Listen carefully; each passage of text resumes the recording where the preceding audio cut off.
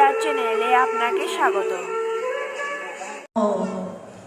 কারুণ্য ঘন ঘনত্বম প্রাপ্তস্য কল্যাণ গুণার্ণ বশ্য বন্দে গুরুশ্রী চরণারবিন্দম নমো মে বিষ্ণুপদায় রাধা পৃষ্ঠায় ভূতলে শ্রীমতে ভক্তি প্রপন্ন যতি স্বামিতি নামিনে নমো আচার্য পদায় দণ্ডভূষণ মুকুটমনে গুরু করুণামূর্তয়ে ক্ষমা দরিজ শিরোমণি নমো শ্রীমতে ভক্তি কুসুম শ্রবণায় বৈ বিষ্ণুপাদায় দেবায় কৃপাবেদয়ে নমো নমঃ শ্রী গৌরী করুণামূর্তি কৃপা পূর্ণ কলে বরং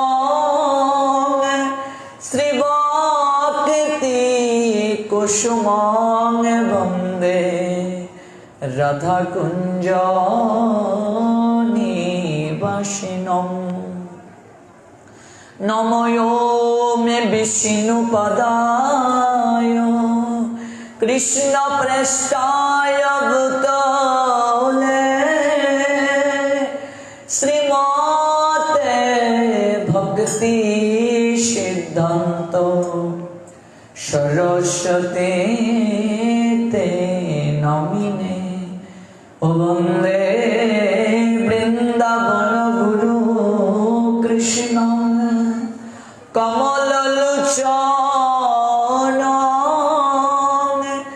বল্লভী বল্লভাং দেবং শ্রী রাধা লিঙ্গিত বিগ্রহং বন্দে শ্রীকৃষ্ণ চৈতন্য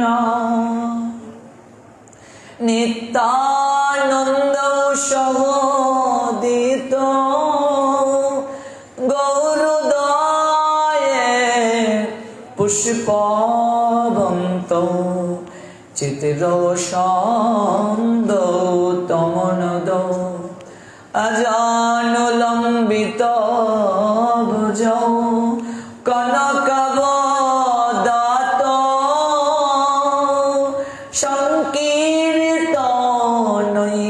সংকীর্তনৈকপিতর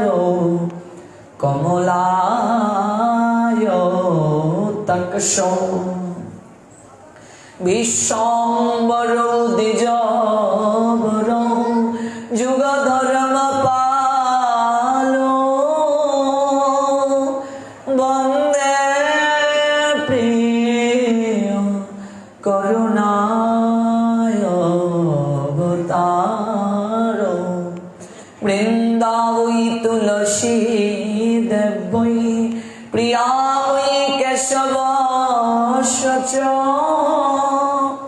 কৃষ্ণ ভক্তি প্রদে দেবী সত্যবতৈ নমো নমঃ কৃষ্ণায় বাসুদেবায় হরে পরমাত্মনে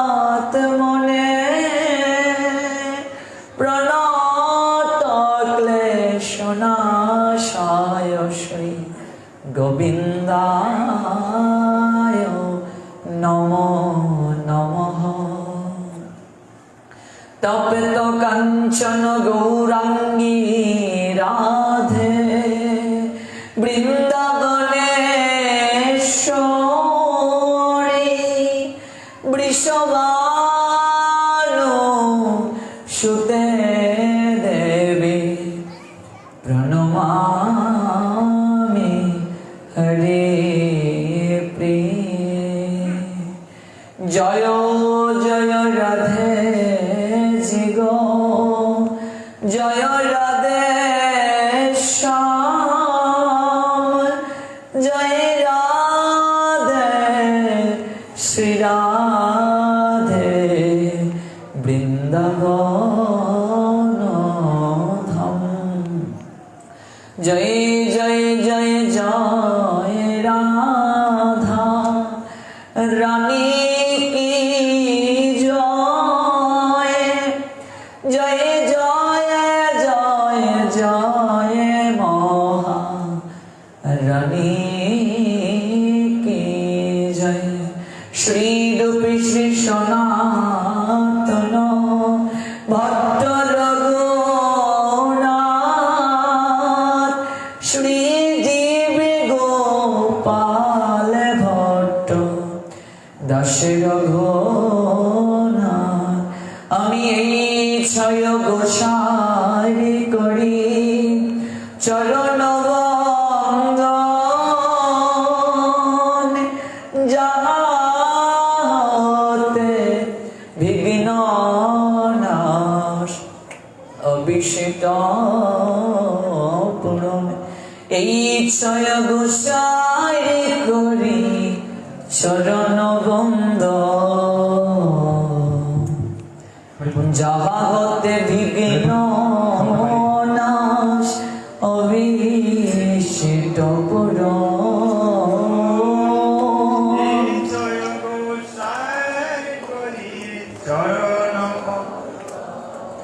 যাহা হতে বিঘ্ন নাশ অভিষেক পুরাণ এই জয় গোসাই করি চরণ বন্দন যাহা হতে বিঘ্ন নাশ অভিষেক পুরাণ জয় গোসাই করি চরণ বন্দন যাহা হইতে বিঘ্ন নাশ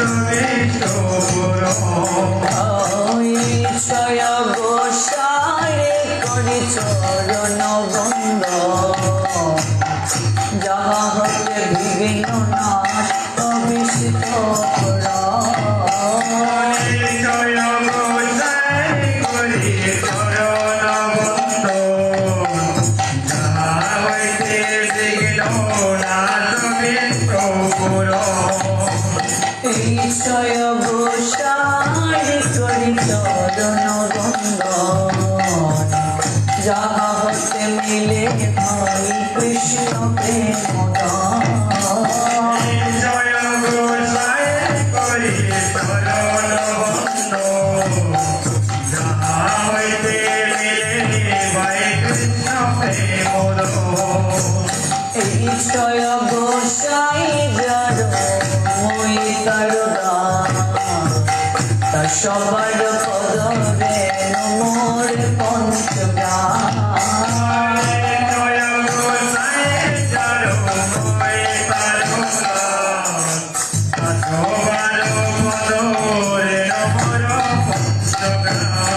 আমি তাদের চরণ যদি ভক্ত শনিবার জনমে জনমে মোর এই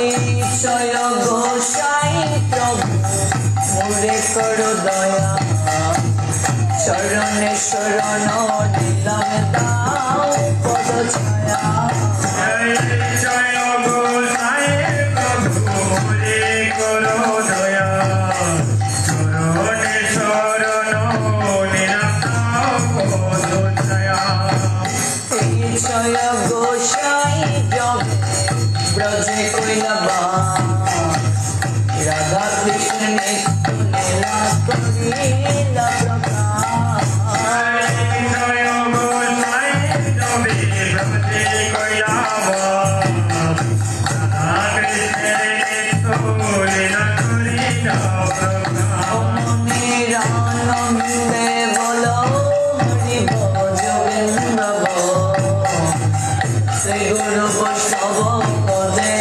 যাইয়া মনের আনন্দে বলো হরি ভজ বৃন্দাবন গুরু বৈষ্ণব পদে মনাইয়া শ্রী গুরু বৈষ্ণব পদ পদ্ম করিয়া নাম সংকীর্তন করে নরোত্তমা গুরু বৈষ্ণব পদ পদ্ম করিয়া নাম সংকীর্তন করে নরোত্তমা শ্রী কৃষ্ণ চৈতন্য প্রভু নিত্যানন্দ শ্রী অদ্বৈত গদাধর শিবাচার্য গৌর ভক্তবৃন্দ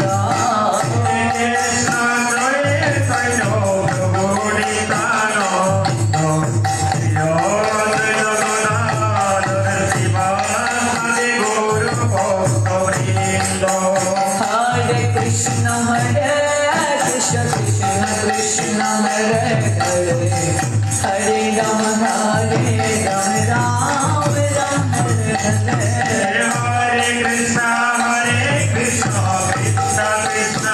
Hare Rama Hare Hare Krishna Krishna Krishna Hare Hare Hare Rama Rama Hare Hare Hare Krishna Krishna Krishna Hare Hare Hare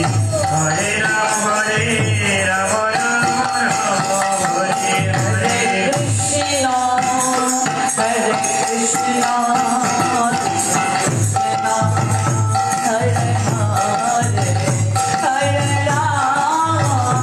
Krishna Hare Hare Hare Rama Hare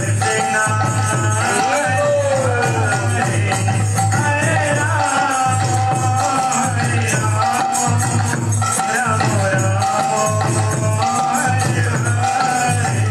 Jai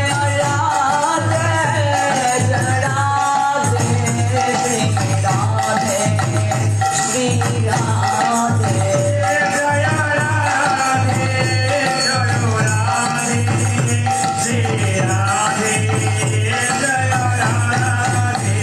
Nitai Guru Hari Bol Hari Bol Hari Hari Hari Hari Hari Hari Bol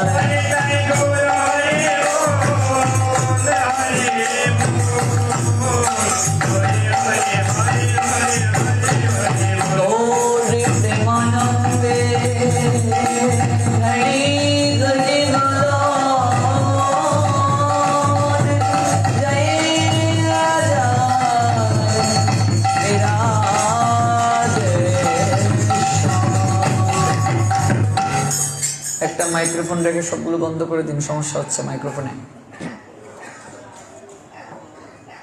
মহাসংযমীর মাস দামোদর মাস উপলক্ষে 32 দিন ব্যাপী অপ্রাকৃত কথা শ্রবণের আজকের এই পুণ্য লগ্নে এবং আজকের এই বিশেষ কথা শ্রবণ করার মনোরথে যারা উপনীত হয়েছেন ধারাবাহিকতা অনুসারে আপনাদের প্রত্যেকের রাতুল রাঙ্গাচরণে আমি অবাজন বৈষ্ণব জ্ঞানে ভক্তিপূর্ণ প্রণাম নিবেদন করছি।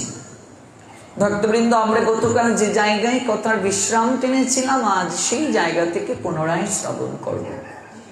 আমরা গতকাল বিশেষ একটা তিথির মহিমা শ্রবণ করেছিলাম এবং বিশেষ একটা উৎসবের মহিমা শ্রবণ করেছিলাম। আমরা গতকাল শ্রবণ করেছি অন্নকূট মহোৎসবের কথা এবং আমরা সেই জায়গায় গিরিরাজের কথা শ্রবণ করেছি। গিরিরাজ গোবর্ধন পর্বত, তার যে মহিমা, এবং ব্রজবাসীগণ গিরিরাজের পূজা করেছিলেন। ইন্দ্র পূজা বন্ধ করে তারা গিরিরাজের পূজা করেছিলেন, সেই কারণে ইন্দ্র কুপিত হয়ে 7 দিন 7 রাত্রি প্রবল বেগে বর্ষণ করেছিলেন। ভগবান কৃষ্ণ কনিষ্ঠ অঙ্গুলি দ্বারা সেই গিরি গোবর্ধন পর্বতকে তুলে ধরেছিলেন 7 দিন 7 রাত। আমরা গতকাল সেই জায়গায় শ্রবণ করছিলাম। আজ বিশেষ একটা তিথি, আপনারা সবাই জানেন, ভাইফোঁটা, ভ্রাতৃ দ্বিতীয়া তিথি। সনাতন ধর্মাবলম্বীদের প্রত্যেকটা উৎসবের সঙ্গে তাদের একটা সুহৃদ্যতা, একটা সৌহার্দ্যতা, একটা সম্প্রীতি, একটা মিল বন্ধন খুঁজে পাওয়া যায়। এবং কেবলমাত্র আমরা সনাতনী হিন্দু সমাজের লোকেরাই, আমাদের সমাজে একটা প্রচলন আছে 12 মাসে 13 পার্বণ। আমাদের একটার পর একটা উৎসব লেগেই থাকে। এবং সনাতনী যে সংস্কৃতি, এই সংস্কৃতির মতো একটা উন্নত সংস্কৃতি আর কোথাও খুঁজে পাবেন না, কোনো ধর্মে খুঁজে পাবেন না। এবং আমরা আমাদের সংস্কৃতিকে আমরা যখন উপস্থাপন করি, সেই সংস্কৃতির পশ্চাতে আমাদেরকে একটা তত্ত্ব, একটা বিজ্ঞান এবং আমাদের মাঝে একটা সৌহার্দ্য তথা সম্প্রীতির বীজ বপন করে দেয় হৃদয় মাঝে। সনাতনীদের দেখুন, ভাই বোনের যে সম্পর্ক, এটা অতীব মধুর সম্পর্ক। এবং বিশেষ করে আমাদের এই সনাতন হিন্দু সমাজের লোকেরা আমরা বিশ্বাস করি, রক্তের কানেকশন যাদের সঙ্গে আছে, আমরা তাদের সঙ্গে বিবাহ বন্ধনে আবদ্ধ হই না। দেখুন, হাজার হাজার বছর আগে মনি ঋষিরা আমাদেরকে এই কথাগুলো বলে গিয়েছিলেন। রক্তের সম্পর্ক যাদের সঙ্গে, আমরা তাদের সঙ্গে বিবাহ বন্ধনে আবদ্ধ হই না। কিন্তু বর্তমানে সায়েন্স যখন উন্নত হয়েছে, অনেক ইনভেস্টিগেশন করা হয়েছে, ডাক্তারি শাস্ত্রে আপনি দেখবেন ডাক্তারদের সাথে কথা বলে কিংবা যারা এই বিষয়টাকে নিয়ে অনেক গবেষণা করেছেন, সেই আপনি মেডিকেল গবেষণায় বের হয়ে এসেছে রক্তের কানেকশন যাদের সঙ্গে আছে, তাদের সঙ্গে যদি কেউ বিবাহ বন্ধনে আবদ্ধ হয় এবং তাদের মিলনে যে সন্তান জন্ম নেয়, সেই সন্তান 99%ই বিকলাঙ্গ হওয়ার সম্ভাবনা থাকে। এটা আমার কথা নয়, এটা সায়েন্টিস্টদের কথা। তার মানে আমাদের মুনি ঋষিগণ কতটুকু সায়েন্টিস্ট ছিলেন দেখুন, কতটুকু দার্শনিক ছিলেন। আমাদের সনাতনীরা আমরা তিথি মেনে চলি, আমরা নক্ষত্র মেনে চলি, যার কারণে দেখবেন যত ভিক্ষুক আছে, যত বিকলাঙ্গ আছে, হাবাগোবা আছে, আমাদের হিন্দু সমাজে খুবই কম। সত্যকে সত্য বলে মানতে হবে, বাস্তবকে বাস্তব রূপে ভাবতে হবে। আজকে রেল স্টেশনের পাশে গিয়ে দাঁড়িয়ে যত ভিক্ষুককে দেখবেন, হিন্দুদের মাঝে কয়জন? কারণ আমরা তিথি নক্ষত্রকে অনেক মেনে চলি। এবং আমরা বিশেষ করে সনাতনীরা আমরা ব্লাড কানেকশনের মাঝে বিবাহ বন্ধনে আবদ্ধ হই না, এটাকে আমরা পাপ বলে গণ্য মনে করি। এবং আমরা রক্তের সম্পর্কজাত কারোর সঙ্গে আমরা সেক্সুয়ালিটি করি না, এটা আমাদের আর্য ঋষিগণ নিষেধ করে গেছেন। এবং এটার সঙ্গে একটা সায়েন্টিফিক থিওরি ছিল বলেই আজকে এই আর্য ঋষিদের কথাগুলোকে আমরা মেনে চলার কারণে আমরা এখনো এই বর্তমান গবেষণায় যেটা প্রমাণিত হয়েছে, সেই গবেষণার সঙ্গে আমরা যোগসূত্র খুঁজে পাই। তেমনি ভাবে শুধু আপন ভাই বোন নয়, আজকের এই তিথিতে রক্তের সম্পর্কজাত তথা আত্মার সম্পর্কজাত প্রত্যেক ভাই বোনের সম্পর্ক যেন আরো সুদৃঢ় হয়, প্রত্যেক ভাই বোনের সম্পর্ক যেন আরো মধুর হয়। ওই মধুর থেকে মধুরতর হওয়ার জন্য একটা বিশেষ দিনকে কেন্দ্র করে আমরা উৎসব উদযাপন করে থাকি। আর এটাই হচ্ছে ভ্রাতৃ দ্বিতীয়া তিথি, যেমন ভাইফোঁটা, রাখি বন্ধন ইত্যাদি। এই বিশেষ দিনগুলো পালন করার অর্থ হচ্ছে ভাই বোনের সম্পর্কটা যে কত মধুর এবং ভাই বোনের সম্পর্ক যেন আরো সুদৃঢ় হয়, এই জন্য এই বিশেষ দিনগুলো আমরা পালন করি। এই দিনে বোনেরা ভাইদের কপালে চন্দনের ফোঁটা দিয়ে থাকেন। এই 5টা আঙ্গুলের 5টা গুণ রয়েছে, মনে রাখবেন। আপনি কোন আঙ্গুল দিয়ে কোন কাজ করবেন তারও কিন্তু কথা আছে শাস্ত্রে। মুদ্রা, মুদ্রা ব্যতীত কিচ্ছু করা যাবে না। আপনি যখন আহ্নিক মন্ত্র জপ করবেন তখনও আপনাকে একটা মুদ্রা নিতে হবে। আপনি যখন ভগবানের আরতি করবেন সেখানেও কিন্তু মুদ্রা আছে, আমরা এগুলো জানি না অনেক বিষয়গুলো। আপনি যখন কাউকে আশীর্বাদ করবেন সেখানেও একটা মুদ্রা রয়েছে। এই মুদ্রার সঙ্গে বিভিন্ন প্রার্থনা, বিভিন্ন আরাধনা, এগুলোর একটা যুগসূত্র আছে। যেমন আমরা যখন আহ্নিক করি, আহ্নিক করতে হয় কোন মুদ্রায়? ধ্যান মুদ্রা। তো ধ্যান মুদ্রা হচ্ছে এইভাবে আমরা আহ্নিক করি। আবার আপনারা নিশ্চয়ই জানেন যারা দীক্ষিত, আহ্নিক মন্ত্র কি করা যাবে না?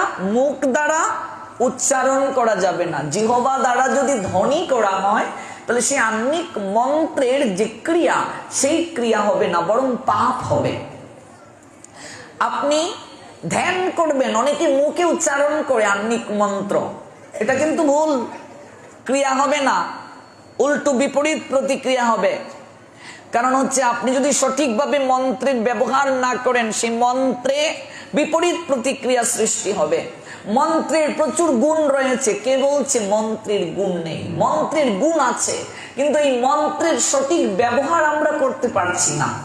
এই কলিযুগে যে মন্ত্রের গুণ নেই তা নয়, মন্ত্রের গুণ আছে, এখনো মন্ত্রের গুণ আছে। এই চড়ক পূজাগুলোতে গিয়ে দেখবেন, মন্ত্রের যদি গুণ না থাকতো তাহলে এই মন্ত্রের মাধ্যমে অগ্নির উপর দিয়ে কি করে হেঁটে যাচ্ছে ওরা। আমাদের সনাতন ধর্মের দুটো প্রক্রিয়া রয়েছে ভজনের, একটা হচ্ছে বৈষ্ণবীয়, এই যে আমরা যে ভাবনায় আছি, আরেকটা হচ্ছে শক্তির উপাসনা। এটাকেও কিন্তু শাস্ত্র অস্বীকার করে নাই। আমরা শক্তি উপাসনায় যে মত, এই মতকে আমরা অস্বীকার করতে পারবো না। এই যে আপনাদের শ্রী রাম ঠাকুর, তিনি কিন্তু তন্ত্র সাধনা করেছেন, তিনি কিন্তু বৈষ্ণবীয় সাধনা করেন নাই। যে শ্রী রাম ঠাকুর কিন্তু তন্ত্র সাধক ছিলেন এবং সিদ্ধি লাভও করেছিলেন।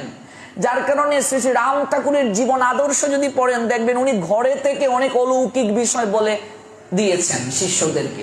এটা কি করে সম্ভব? এটা তন্ত্র সাধনার ফল। কাজেই আমাদের যে সনাতন, আমাদের যে ভাবধারা ভজনের যে ক্রমধারা, সেই ক্রমধারায় তন্ত্র সাধনা একটা বিশাল একটা স্থান জুড়ে রয়েছে। এখনো কামরূপ কামাখ্যায় যখন যাবেন, আসামে বিভিন্ন জায়গায় যাবেন, দেখবেন মন্ত্রের অনেক কিছু গুণের দ্বারা তারা অনেক বশীভূত করে রাখতে পারে। এগুলো একদম সত্যি, এগুলো ভুল নয়। আমি আমার ব্যক্তিক জীবনেও কিছু তান্ত্রিকের সঙ্গে উঠা বসা যখন করেছি, আমি অবাক হয়ে গিয়েছি যে অনেক বিষয় তারা মন্ত্রের মাধ্যমে, যেগুলো অবিশ্বাস্য এই বর্তমান বিজ্ঞানের যুগে, এগুলো না দেখলে বিশ্বাস করারই মতো না। কাজেই তন্ত্র সাধনাটাও আমাদের শাস্ত্রীয়ই পন্থা। তবে মনে রাখতে হবে এখানে একটা বিষয়, তন্ত্র সাধনাটা ক্ষণস্থায়ী, এটা দীর্ঘস্থায়ী নয়। তান্ত্রিক যারা, তন্ত্র সাধনা যারা করেছে, সিদ্ধি যারা করেছে, তাদের কথা আলাদা। তন্ত্র সাধনায় যে ফল লাভ হচ্ছে এটা ক্ষণস্থায়ী। এটা যদি ঠিকভাবে ব্যবহার না করা যায় উল্টো হিতে বিপরীত হতে পারে। কারণ অনেক তান্ত্রিকরা আছে, দেখা যাচ্ছে যে পরিশেষে তাদের জীবন অনেক দুঃসহ যন্ত্রণায় কেটেছে, তাদের মৃত্যু হয়েছে দুঃসহ যন্ত্রণায়, ঠিকভাবে ব্যবহার করতে পারে না। সবাই তো আর শ্রী শ্রী রাম ঠাকুরের মতো সিদ্ধ মহাত্মা নয়। কাজে তন্ত্র শক্তিটাকে সঠিকভাবে যদি ব্যবহার না করা যায় তাহলে হিতে বিপরীত রয়েছে। আবার এই তন্ত্র শক্তিটাকে যদি কেউ জগতের কল্যাণের জন্য ব্যবহার করে তাহলে সে অবশ্যই পুরস্কার পাবে। শ্রী শ্রী রাম ঠাকুর সেটাকে জগতের কল্যাণের জন্য ব্যবহার করেছিলেন। যদি তা না করতেন তাহলে আজকে সারা বিশ্বে তার লক্ষ লক্ষ কোটি কোটি অনুসারী কি করে হলো? জগতের কল্যাণের জন্য তিনি সেটা ব্যবহার করেছেন। তবে দুটোই দিক রয়েছে, একটা হচ্ছে তন্ত্র শক্তির দিক, আরেকটা হচ্ছে বৈষ্ণবীয় দিক। এই বৈষ্ণবীয় সাধনাটা এটা কি ভাগবতের ক্রমধারা, ভাগবতীয় ধর্মের ক্রমধারা বলা হয়েছে। দ্বাদশ মহাজন হচ্ছেন এই ভাগবত ধর্মটাকে প্রচার করেছেন, তারা হচ্ছেন এই ভাগবত ধর্মের প্রবক্তা। দ্বাদশ মহাজন, তন্মধ্যে মৃত্যুর দেবতা ধর্মরাজ যম আছেন দ্বাদশ মহাজনের মাঝে একজন। ভাগবত ধর্মের বা ভাগবত মত বা বৈষ্ণবীয় মতের সবচেয়ে গুরুত্বটা কোথায় জানেন?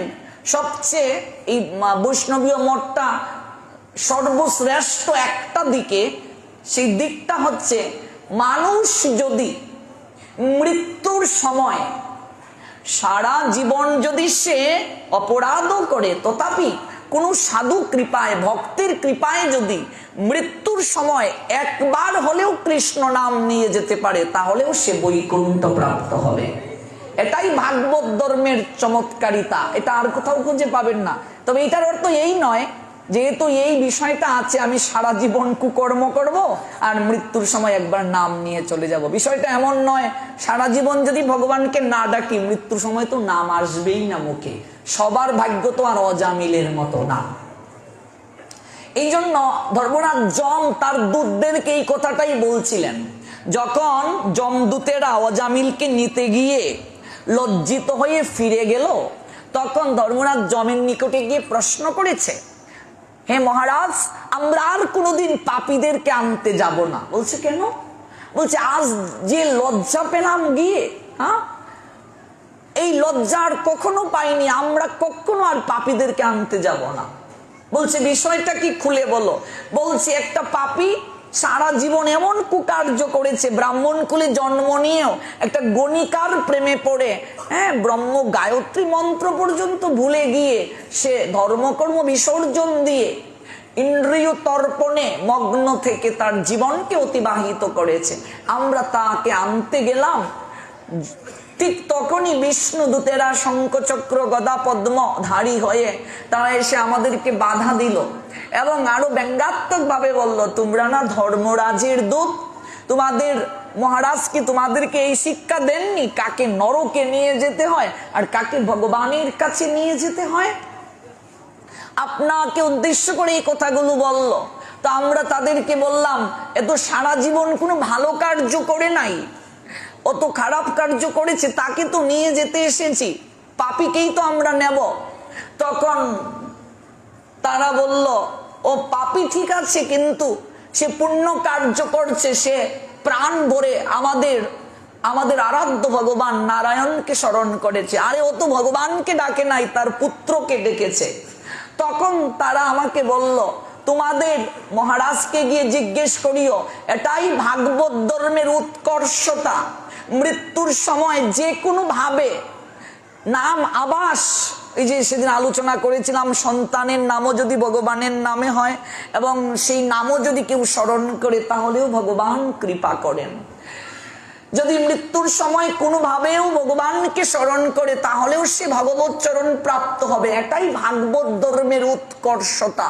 আর এই ভাগবত ধর্ম জগতের বুকে যারা প্রচার করেছেন, তোমরা যার চর, তোমরা যার দূত, সেই ধর্মরাজ যম একজন, জিজ্ঞেস করো গিয়ে তার কাছে। এবার ধর্মরাজ যম বললেন, ওনারা ঠিকই বলেছেন, ভাগবত ধর্মের উৎকর্ষতা হচ্ছে এই জায়গাতেই।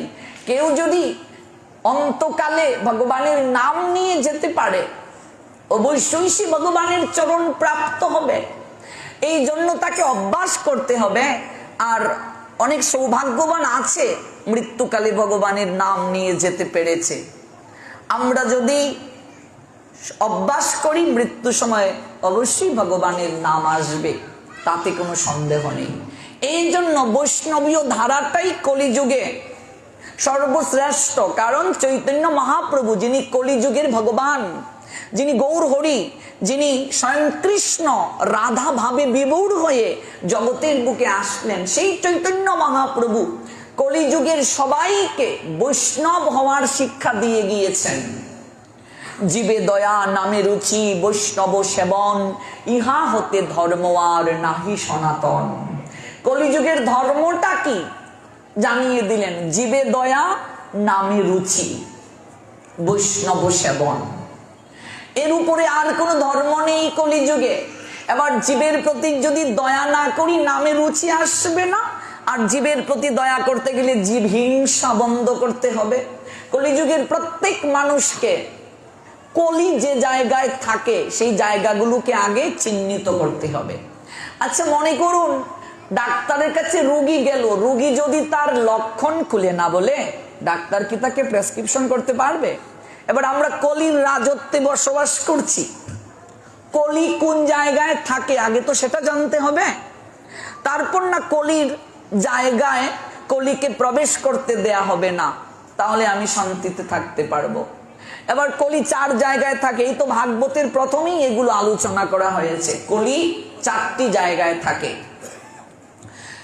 আজকে পরীক্ষিত মহারাজ যখন কলিকে বধ করতে চাইল, তখন কলি ক্রন্দন করে বলেছিল পরীক্ষিত মহারাজকে, হে রাজন, সামনে তো আমার শাসনাকাল, আমাকে অন্তত থাকার জায়গা দিন, আপনি আমায় বধ করবেন না, আমাকে থাকার জায়গা দিন।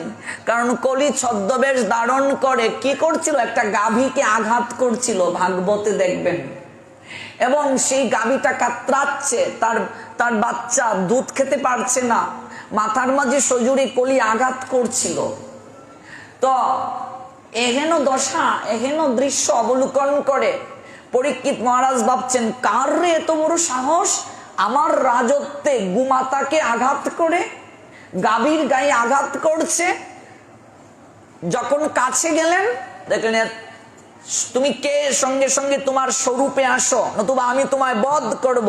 সঙ্গে সঙ্গে কলি তার স্বরূপে গিয়ে বলছে, মহারাজ আপনি আমায় ক্ষমা করে দিন, আমি কলি, আমি কলি, আমার রাজত্বকাল কদিন পরে আমি শাসন করব, আপনি আমায় মারবেন না, তুমি আমার রাজত্বে, আমি তোমাকে বধ করব। বলছে, না, আমাকে একটু থাকার জায়গা দিন, আমি থাকবো, আমাকে একটু থাকার জায়গা দিন, আমি সবাইকে আক্রমণ করব না, আমার রাজত্বে আমি তাদেরকে আক্রমণ করব, আপনি যাদেরকে বলবেন, আমাকে একটু থাকার জায়গা দিন।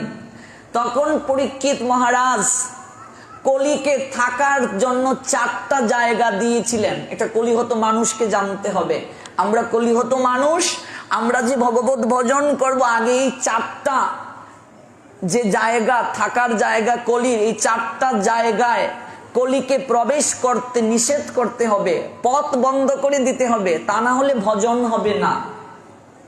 বললেন, কোন কোন জায়গায় আমি থাকতে পারবো মহারাজ? বলছেন, তোমাকে 4টা জায়গা দিচ্ছি থাকার জন্য। যারা প্রাণী হিংসা করবে, যারা প্রাণীকে হত্যা করবে, তুমি তাদের কাছে থাকবে। এটা আমার কথা নয়, ভাগবতের কথা। প্রথমেই দেখবেন ভাগবত খুলে, তুমি সেই সকল জায়গায় থাকবে। দ্বিতীয় জায়গা, যারা নেশা জাতীয় দ্রব্য সেবন করবে, তুমি তাদের সঙ্গে থাকবে। তৃতীয় জায়গা, যারা অবৈধ সেক্সুয়ালিটি করবে বিয়ের আগে, তুমি তাদের সঙ্গে থাকবে। 4 নম্বর জায়গা, যারা জুয়া জাতীয় খেলা খেলবে, তাস পাশা ইত্যাদি, তুমি তাদের সঙ্গে থাকবে। 5000 বছর আগের ঘটনা বলছি। এবার কলি কথা শুনে বলছে, মহারাজ আপনার রাজত্বে তো এই 4টা কার্য কেউ করে না। তার মানে ইতিহাস থেকে আমরা জানতে পারি, আজ থেকে 5000 বছর আগে এই কার্যগুলো কেউ করত না। প্রাণী হত্যা করত না, নেশা জাতীয় দ্রব্য সেবন করত না, অবৈধ মৈথুন কার্য করত না, জুয়া জাতীয় খেলা খেলতো না। তবে ক্ষত্রিয়দের জন্য কেবল হরিণ শিকার অনুমোদন ছিল, এটা সবার জন্য নয়।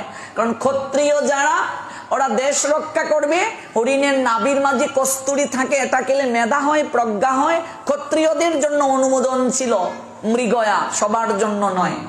তো বলছেন, এই 4টা কার্য তো কেউ করে না আপনার রাজত্বে, তো আমি কোথায় থাকবো? তখন আরেকটা অন্তত জায়গা দিন আমাকে থাকার জন্য। তখন পরীক্ষিত মহারাজ বললেন, তাহলে ঠিক আছে, যাও, আমি তোমাকে স্বর্ণের মাঝে থাকতে দিলাম, থাকার জায়গা।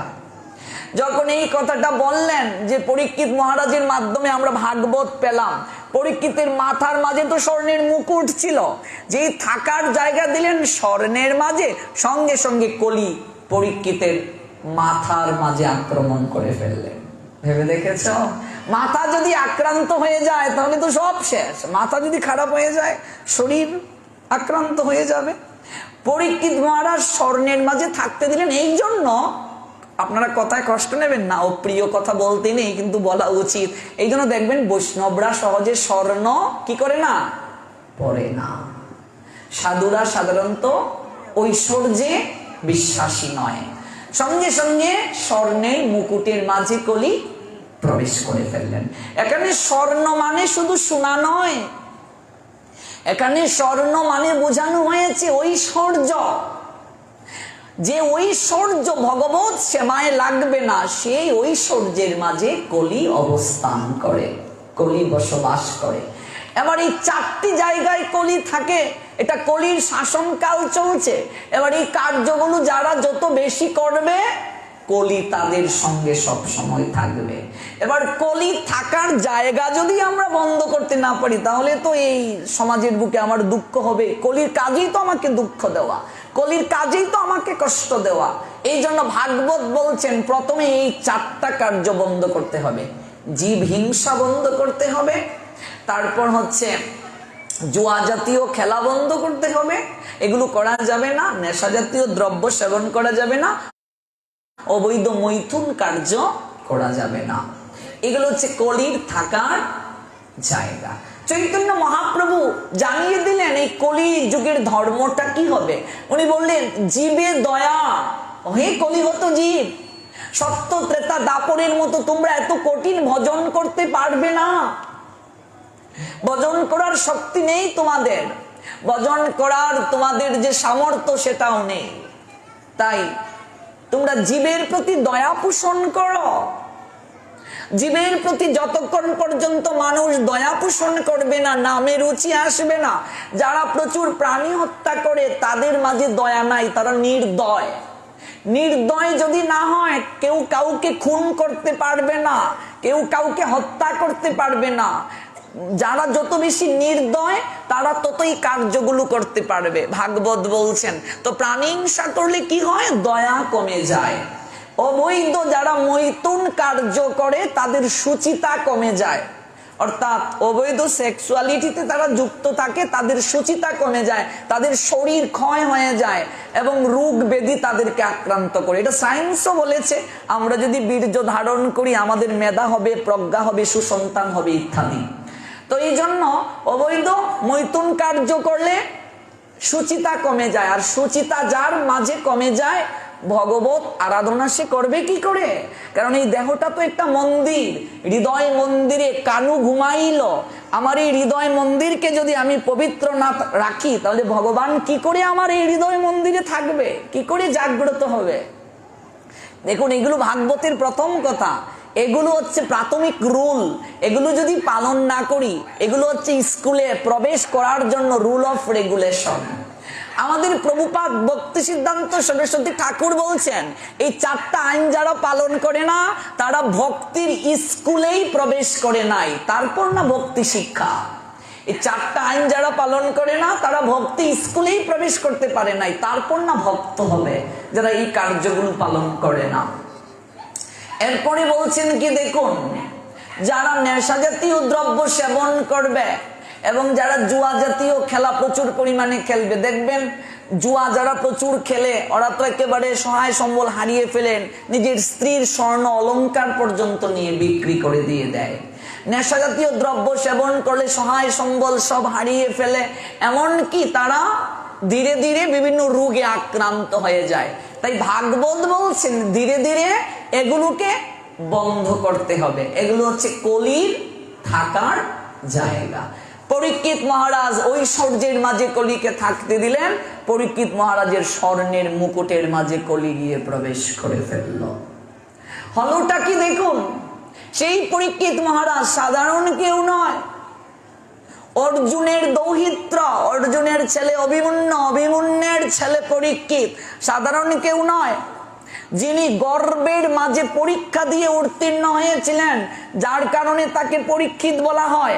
অশ্বত্থামা বাণ মেরেছিল ব্রহ্মাস্ত্র উত্তরার গর্বকে নষ্ট করার জন্য, তখন উত্তরা ভগবানকে প্রার্থনা করেছিল, আর ওই গর্বের ভেতর থেকে পরীক্ষিত সেই ব্রহ্মাস্ত্রের যে পরীক্ষা, সেই পরীক্ষায় তিনি উত্তীর্ণ হলেন এবং স্বয়ং ভগবান কৃষ্ণ উত্তরার গর্ভে প্রবেশ করে সেই ব্রহ্মাস্ত্র নিজের অঙ্গের মাঝে গ্রহণ করেছিলেন।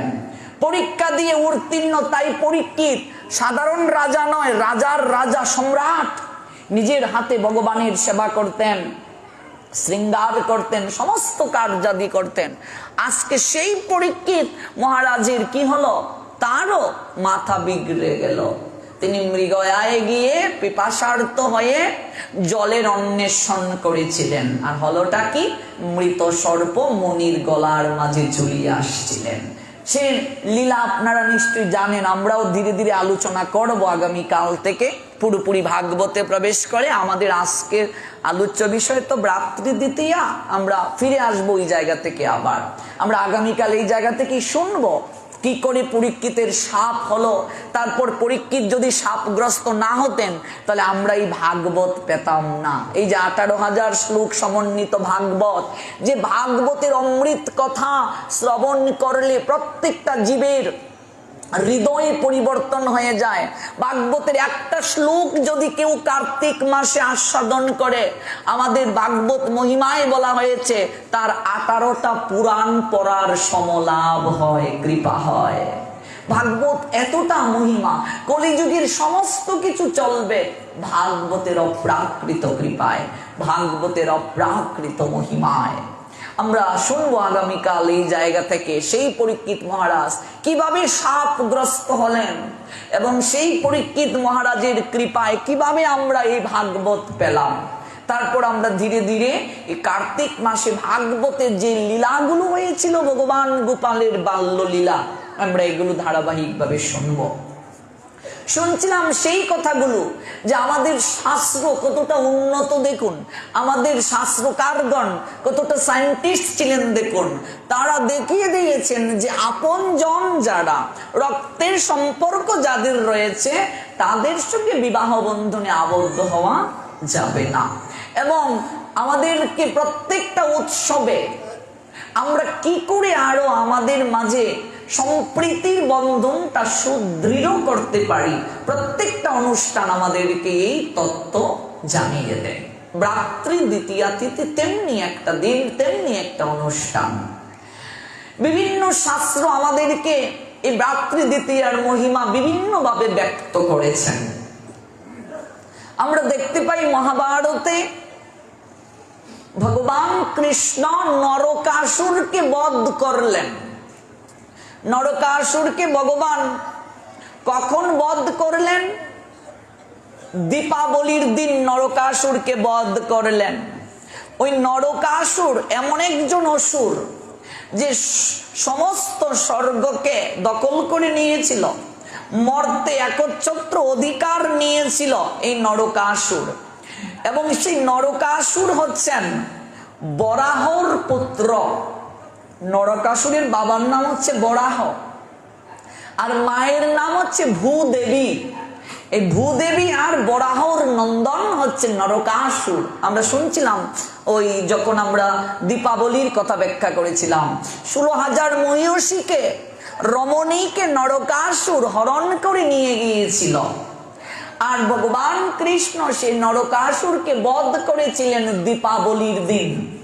যার কারণে এই অমাবস্যায় অসুরের বধ হলো, আনন্দে পৃথিবী জেগে উঠল, আনন্দ ফল্গু ধারায়। তখন সেই অপশক্তির বিনাশের হেতুতে শুভ শক্তির উদয়ের জন্য লক্ষ লক্ষ প্রদীপ প্রজ্বলন করা হয়েছিল। এই নরকাসুরের মৃত্যুতে আনন্দ উৎসব করা হয়েছিল। এবং মহিষীরা যখন ফিরলেন, আমরা আলোচনা করেছিলাম দীপাবলির দিন সেই মহিষীদেরকে ভগবান পরবর্তীতে গ্রহণ করেছিলেন, পত্নীর মর্যাদা দিয়েছিলেন, আমরা বিস্তারিত শুনেছিলাম। সুভদ্রা তিনি তো জানলেন যে তার ভাই নরকাসুরকে বধ করতে গিয়েছেন, কৃষ্ণ নরকাসুরকে বধ করতে গিয়েছেন। যখন নরকাসুরকে বধ করতে কৃষ্ণ গিয়েছেন এই তত্ত্বটা সুভদ্রা জানলেন। সুভদ্রা কৃষ্ণের ভগিনী। ভগিনী কেমন ভগিনী? সুভদ্রা সম্পর্কে একটু আমাদের তত্ত্ব জানাটা আবশ্যক। সুভদ্রা হচ্ছেন রোহিণীর গর্ভে জন্ম নিয়েছিলেন। রোহিণীকে বলরামের মা। বলরাম হচ্ছেন দেবকীর সপ্তম গর্ভের সন্তান। তাকে রোহিণীর গর্ভে যুগমায়ার প্রভাবে ট্রান্সফার করা হয়েছিল। রোহিণীর গর্ভে বলরাম জন্ম নিয়েছিলেন। সেই রোহিণীর গর্ভে জন্ম নিয়েছিলেন সুভদ্রা। সুভদ্রার দুটো তত্ত্ব। সুভদ্রা হচ্ছেন যুগমায়া। দেখবেন আপনারা যখন এই জগন্নাথ দর্শন করতে কোথাও যান, সেই জগন্নাথ দর্শন করতে আপনারা গিয়ে দেখবেন প্রথমে কৃষ্ণ বিগ্রহ কিন্তু নাই। প্রথমে কার বিগ্রহ? বলরামের বিগ্রহ। মাঝখানে কে? সুভদ্রা। তারপর কে? জগন্নাথ। তো প্রথম তো জগন্নাথ হতে পারতেন, তো বলরাম প্রথম কেন, সুভদ্রা মাঝখানে কেন? তার কারণ বলরাম হচ্ছেন গুরু তত্ত্বের আধার। এই বলরামই নিত্যানন্দ প্রভু হয়ে আসলেন কলিযুগে। হেন নিতাই বিনে ভাই রাধা কৃষ্ণ পাইতে নাই, দৃঢ় করি ধরো নিতাই এর পায়। নিত্যানন্দ প্রভু হচ্ছেন গুরু তত্ত্বের মূলাধার। এই জন্য বলরামের যখন রথ হয় জগন্নাথ পুরীতে দেখবেন, সেই রথে দেখবেন 14টা চাকা আছে। 14 চাকা মানে 14টা ভুবন। 14টা ভুবনে গুরু সদ্গুরুদেবের যদি কৃপায় ভজন করা হয় 14 ভুবনে রাজত্ব করা যায়। এই জন্য বলরাম প্রথম। বলরাম কৃপা করে ভক্তি দেবীর কাছে আমাদেরকে নিয়ে যান। বিয়ের পর সাধারণত মেয়েরা থাকে কোথায়? শ্বশুর বাড়ি থাকে। তাহলে ভাইদের মাঝখানে সুভদ্রা কেন?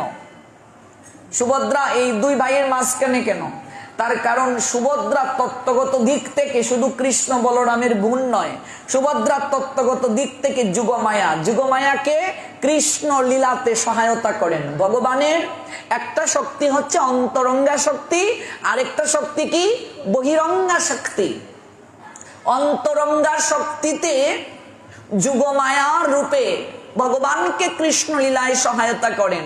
আর বহিরঙ্গা শক্তি হচ্ছেন মহামায়া। এই যে আমরা শরতে পূজা করি শারদীয়া পূজা, বসন্তে পূজা করি বাসন্তী, ওরা হচ্ছে মহামায়া। মহামায়া জগৎজীবকে 3টা দুঃখ দান করেন। গীতা যারা পড়েছেন, একটা হচ্ছে আধ্যাত্মিক দুঃখ, একটা হচ্ছে আদি ভৌতিক দুঃখ, একটা হচ্ছে আদি দৈবিক দুঃখ। এই জন্য দেখবেন মা দুর্গার হাতে ত্রিশূল। ত্রিশূল কেন? ত্রিশূল মানে 3টা শূলের প্রতীক, 3টা গুণের প্রতীক, সত্য রজ তম। মা দুর্গার হাতে 10টা অস্ত্র রয়েছে। 10টা অস্ত্রের মহিমা আপনারা ইউটিউবে আমার নাম সার্চ করে জেনে নেবেন। আমি এই বিষয়ে বিস্তারিত ব্যাখ্যা করেছি, আমরা যাচ্ছি না সেই দিকে। সেই মহামায়া জগৎ জীবকে 3টা দুঃখ দান করেন, আধ্যাত্মিক, আদি ভৌতিক, আদি দৈবিক, এই 3টা দুঃখ। আর বিশেষ করে যুগমায়া, যুগমায়া কৃষ্ণ লীলাতে সহায়তা করেন। সুভদ্রা হচ্ছে যুগমায়ার তত্ত্ব। এই জন্য ভগবান কৃষ্ণ যখন কংসের কারাগারে আবির্ভূত হলেন তখন কিন্তু নন্দালয়ে যুগমায়া আবির্ভূত হয়েছিলেন। যুগমায়ার একটি অংশ আবির্ভূত হয়েছেন। সেই জায়গায় যখন এক্সচেঞ্জ করা হলো ভগবান কৃষ্ণকে রেখে, ওই নারী শক্তি আমরা যুগমায়াকে নিয়ে আসা হলো, কংসের কুলের মাঝে দেয়া হলো। এই কি আমাকে বধ করবে একটা সামান্য নারী? ওই দেবকীর অষ্টম গর্ভে নারী জন্ম নিয়েছে একটা অবলা। আছাড় মারলেন কংস, উপরে উঠে গেল, দৈববাণী দিয়ে গেল তোমাকে বধিবে যে গোকুলে বাড়িছে সে। হাত কয়টা ছিল? 10টা না, 8টা হাত ছিল। 8 তত্ত্ব আছে, এগুলো অনেক তত্ত্ব। 10টা হাত কিন্তু ছিল না, 8টা হাত ছিল। মা দুর্গার 10টা হাত কেন? মহামায়ার 10টা হাত কেন? 10টা হাত মানে 10টা দিকের প্রতীক। আমরা পূজা করি লক্ষ লক্ষ টাকা খরচ করে। আমি এটা আমার ব্যক্তিগত জীবনের অভিজ্ঞতা থেকে চ্যালেঞ্জ করে বলতে পারি। আপনি প্রত্যেকটা পূজা মণ্ডপে গিয়ে জিজ্ঞেস করবেন কমিটিকে যে মা দুর্গার 10টা হাত কেন? আমি চ্যালেঞ্জ করে বলতে পারি, যদি বলতে পারে আমি ব্যাস আসনে বসবো না, বলতে পারবে না। অথচ পূজা করছে, প্রত্যেক বছর পূজা করছে, কিচ্ছু জানে না।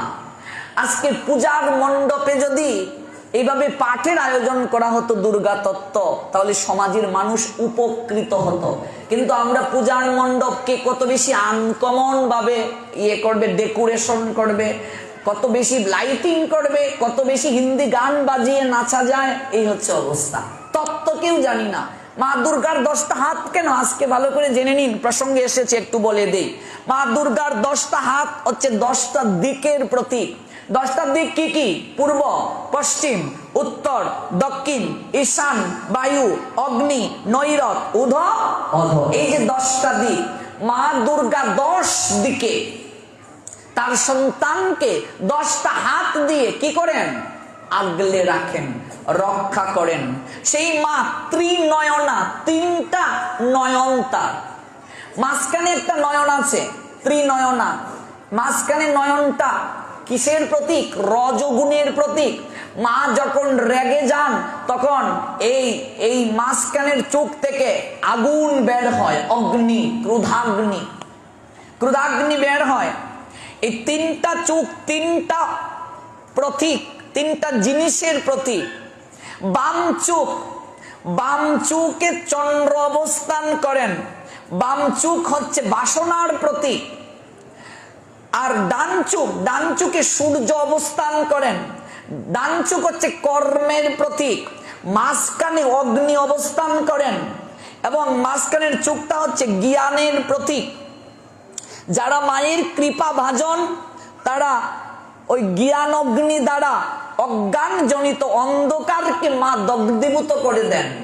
আর যারা মার বিরাগ ভাজন হন তারা এই মাঝখানের চোখ দ্বারা মা সেই জায়গা থেকে দুর্গতি অগ্নি প্রদান করেন। এই জন্য মায়ের একটা নাম হচ্ছে দুর্গতি নাশিনী। সঠিকভাবে যদি মার পূজা করা হয় তাহলে কি হয়? দুর্গতি নাশ হয়। মায়ের আরেকটা নাম হচ্ছে দুর্গতি দায়িনী। যদি সঠিকভাবে পূজা না করা হয় তাহলে মা দুর্গতি দান করেন। এবার আমাকে বিবেচনা করতে হবে আমি কিভাবে পূজা করব। আমি কি সাত্ত্বিক ভাবে করব, না রাজসিক ভাবে করব, না তামসিক ভাবে করব? বর্তমানে অনেক পূজা রাজসিক তামসিক ভাবে হচ্ছে। মার প্রথম হাতে থাকে শঙ্খ, 10টা হাতের প্রথম হাতে শঙ্খ থাকে। শঙ্খ কিসের প্রতীক? শঙ্খ কোথা থেকে আসলো, শঙ্খের উৎপত্তি কোথা থেকে, এগুলো অনেক ব্যাখ্যা। শঙ্খ মঙ্গলের প্রতীক। শঙ্খে যখন আমরা ফু দেই এটা মঙ্গল ধ্বনি। শঙ্খ ফু কয়বার দিতে হয়? 3 বার। 3 বারের বেশি দিতে নেই। 3 বারের বেশি শঙ্খ ফু দিলে দেবতাদের সঙ্গে সঙ্গে অসুরদেরকেও আমন্ত্রণ করা হয়। সমুদ্র মন্থন করার সময় 4 বার শঙ্খ ফু দেওয়া হয়েছিল, যার কারণে অসুরেরাও আমন্ত্রিত হয়েছিল।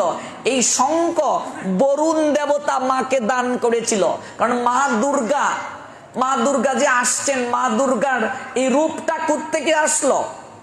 দুর্গা দ অক্ষরটি দ্বারা দৈত্য বিনাশ করে, দৈত্য নাশার্থ বচন দকার পরিকীর্তিত উকারু বিঘ্ন নাশোচ্চ বাচক বেদসম্মত রেফ রুগগ্ন বচন গশ্চ পাপগ্ন বাচক ভয় শত্রুঘ্ন বচনস্কার পরিকীর্তিত। দ অক্ষর দৈত্য বিনাশ করে, উকারে বিঘ্ন নাশ করে, রেফে রোগ নাশ করে, গ অক্ষরটি দ্বারা পাপ নাশ করে, আকার দ্বারা শত্রু নাশ করে। একসঙ্গে যদি আমরা দুর্গা ওই শব্দটাকে বিশ্লেষণ করি, দৈত্য, বিঘ্ন, রোগ, পাপ ও শত্রুর হাত থেকে যিনি সর্বদা তার সন্তানকে রক্ষা করেন তিনি হচ্ছেন দুর্গা। প্রশ্ন আসতে পারে তাহলে সেই মা দুর্গা আজ নীরব কেন? সেই মা দুর্গা আজ নিজেই লাঞ্ছিত বঞ্চিত, কারণ কি? অপ্রিয় হলেও সত্য, আমি স্পষ্ট কথা বলতে পছন্দ করি। আমরা সেই মা দুর্গাকে শাস্ত্র বলছে এখনো ঠিকভাবে শাস্ত্রীয়ভাবে জাগ্রত করতে পারছি না। সব প্রতিমাই যে মা দুর্গা অবস্থান করবেন তা নয়, সমস্ত মন্দিরেই যে ভগবান থাকবেন তা নয়। মন্দিরে ভগবান কিভাবে থাকেন, কোন প্রক্রিয়ায় থাকেন? মন্দিরে ভগবান জাগ্রত হন সেবার দ্বারা, ভক্তির দ্বারা, শ্রদ্ধার দ্বারা, ভালোবাসার দ্বারা।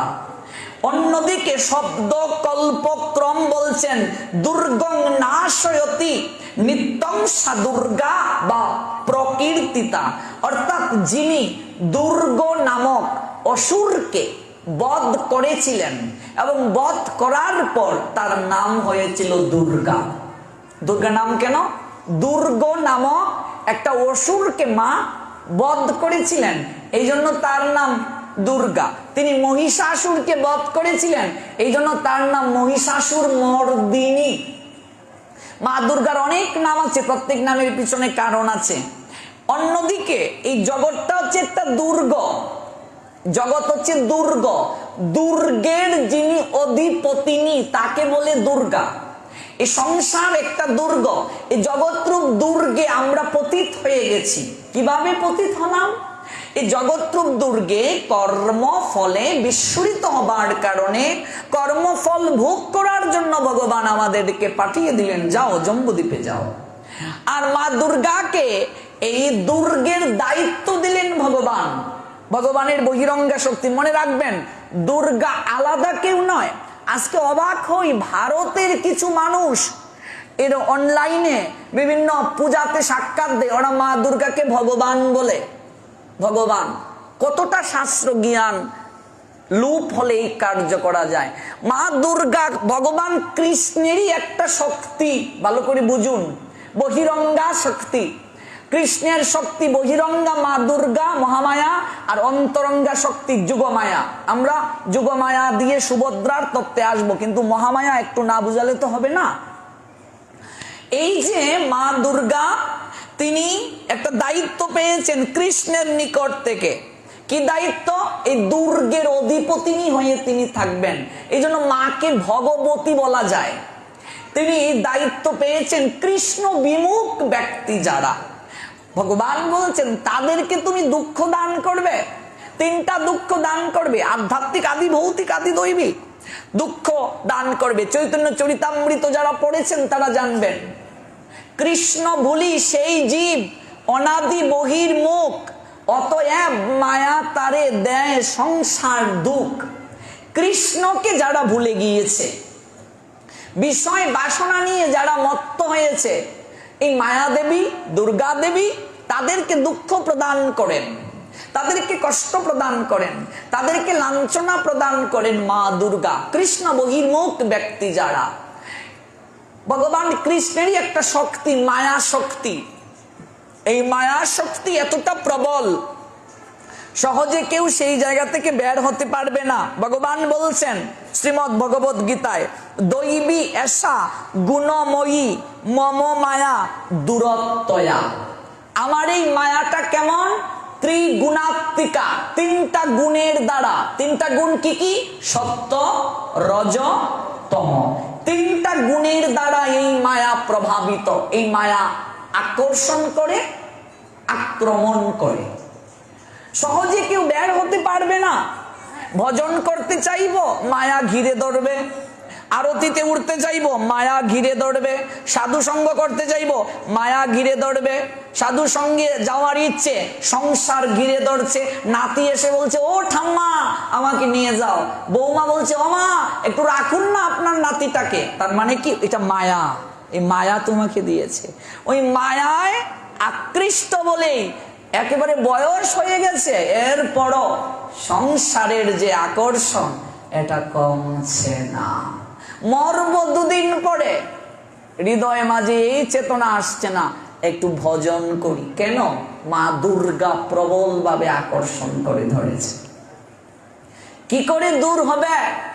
ভগবান বলছেন, মাম এব যে প্রপদ্যন্তে মায়ামেতাম তরন্তিতে। সপ্তম অধ্যায়টা পড়ে দেখবেন।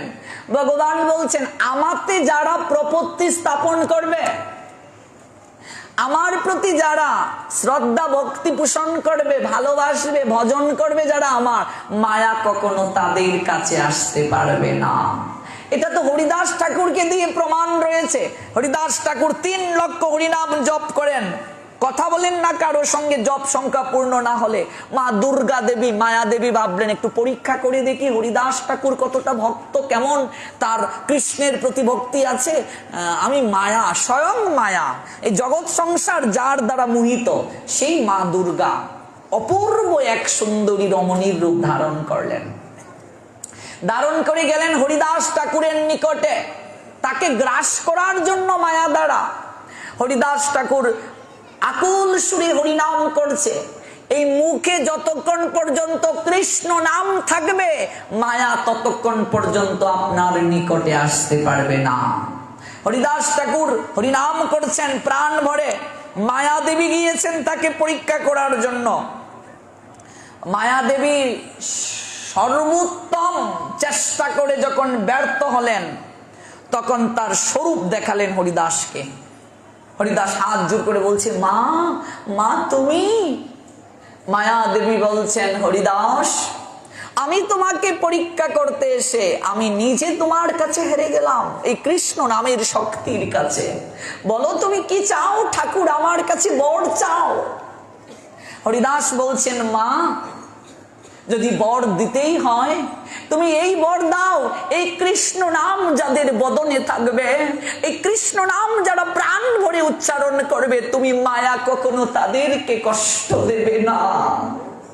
তুমি কথা দাও, এই কৃষ্ণ নাম যাদের বদনে থাকবে, প্রাণ ভরে যারা কৃষ্ণ উচ্চারণ করবে, কৃষ্ণ নামের প্রেমে যারা নিজেকে ভাসিয়ে দেবে, তুমি মায়া দেবী কখনো তাদেরকে কষ্ট দেবে না, দুঃখ দেবে না।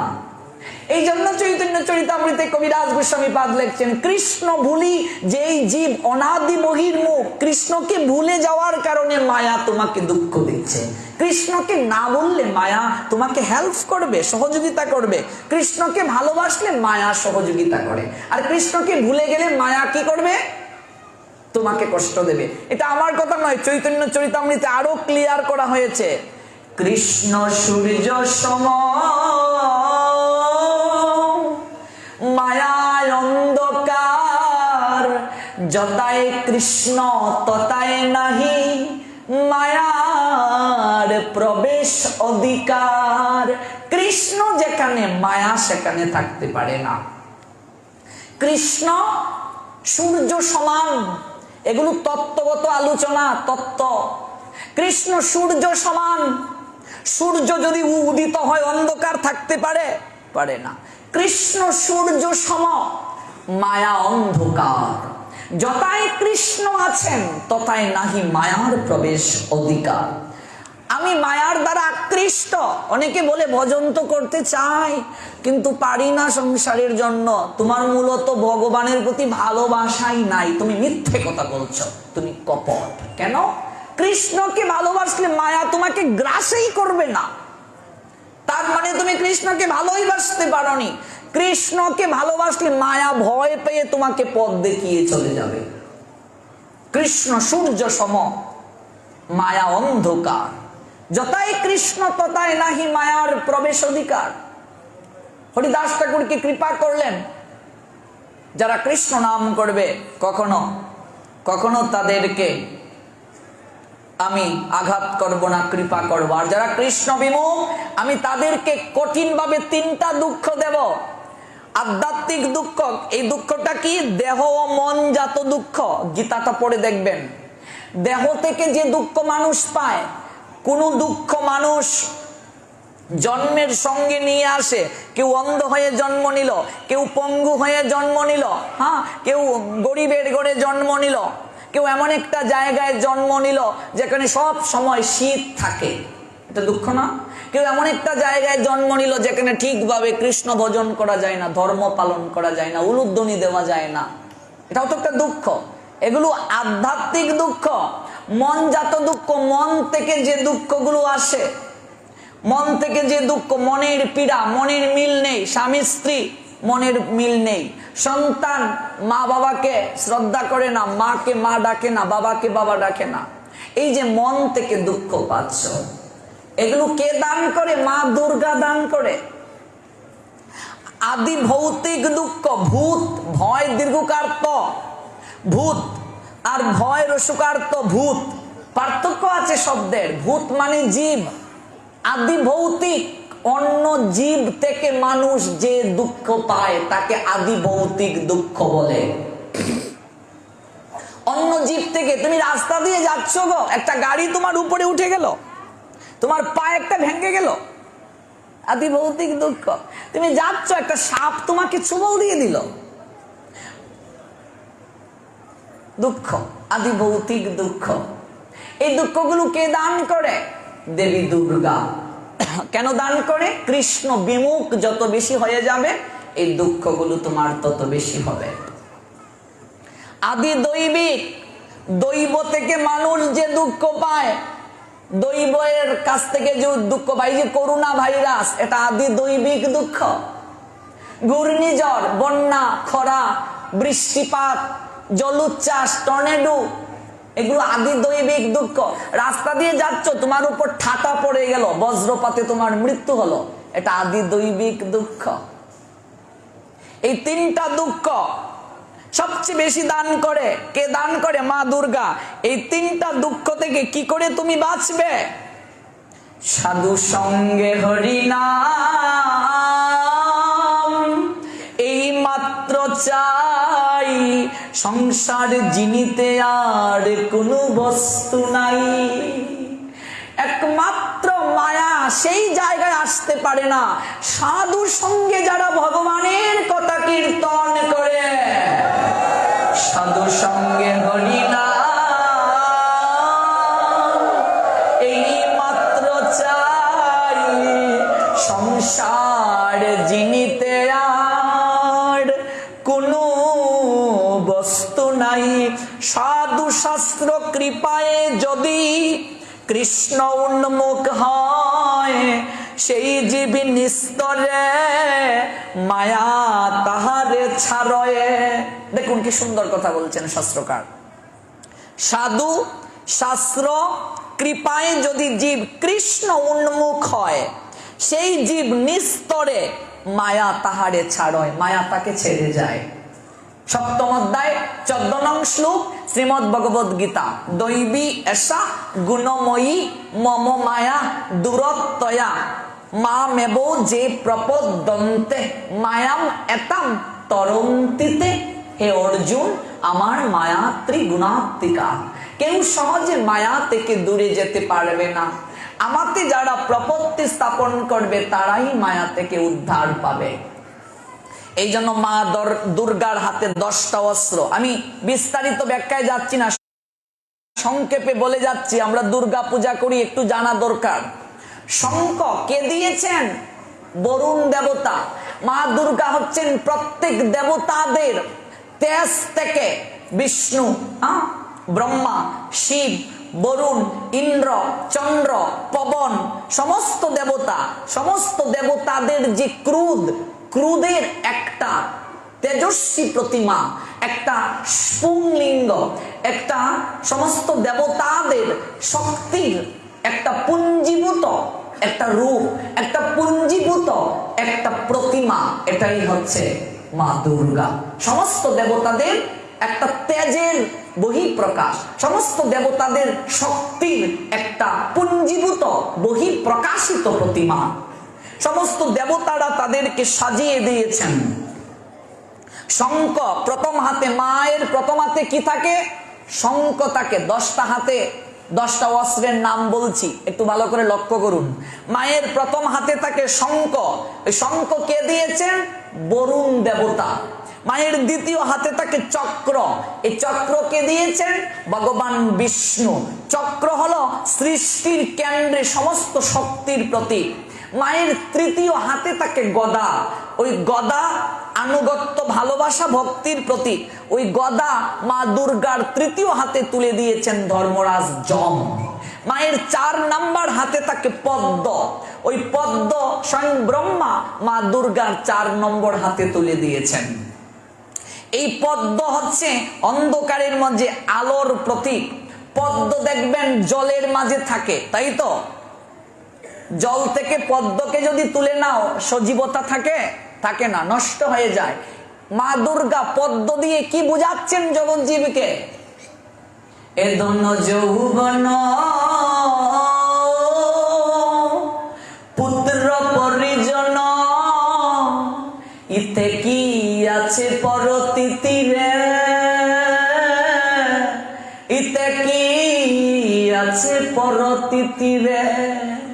এই ধন যৌবন পুত্র পরিজন এগুলো আমাদেরকে পরিতৃপ্তি দান করতে পারে না। এই যৌবন চিরকাল থাকবে না, আজকে আছে কালকে নেই। এগুলো পরিতৃপ্তি দিতে পারে না। এগুলো কিসের মতো? পদ্মের মতো। কিভাবে? কমল দোল জল জীবন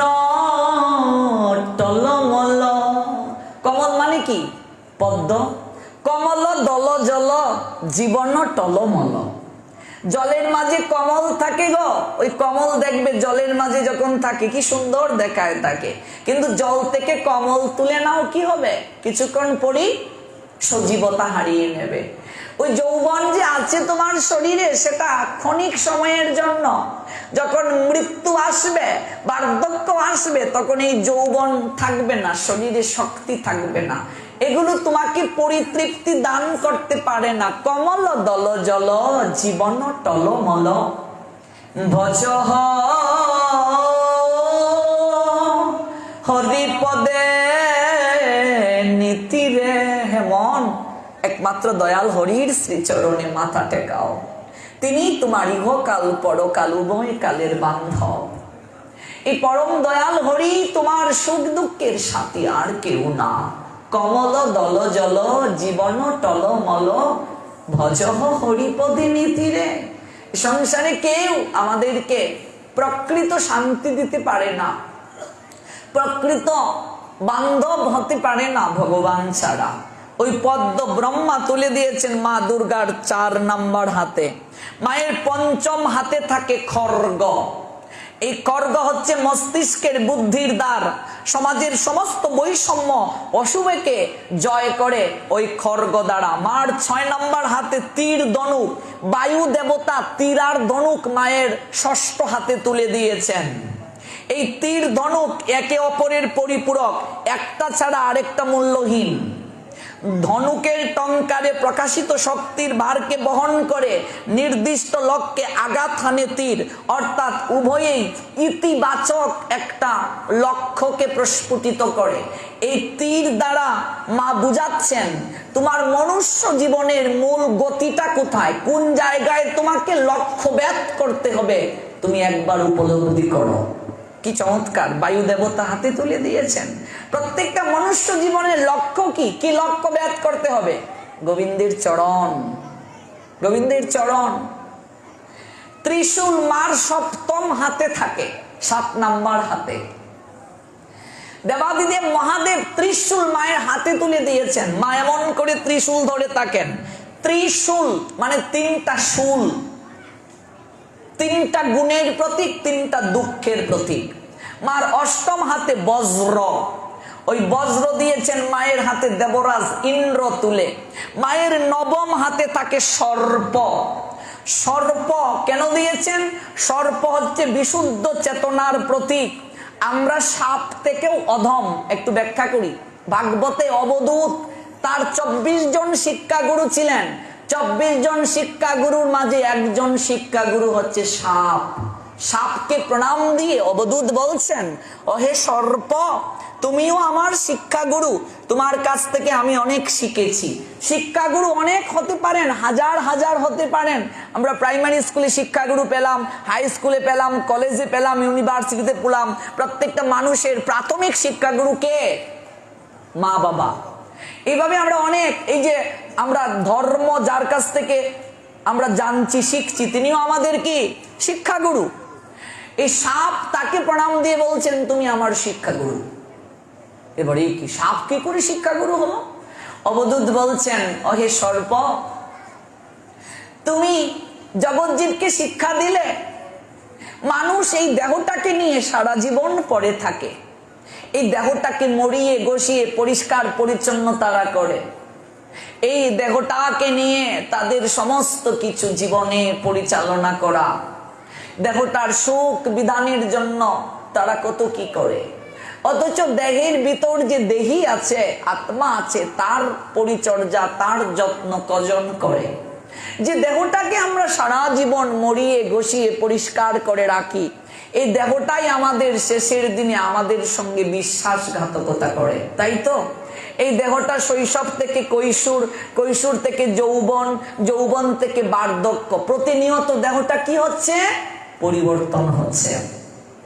আত্মা যখন চলে যায় দেহটাও নিয়ে যায় না, দেহটাও পড়ে থাকে। সাপ দেখিয়ে দিলেন, হে জগৎ জীব, যে দেহটাকে নিয়ে পড়ে আছো ওই দেহটা তোমাকে ত্যাগ করে যেতে হবে।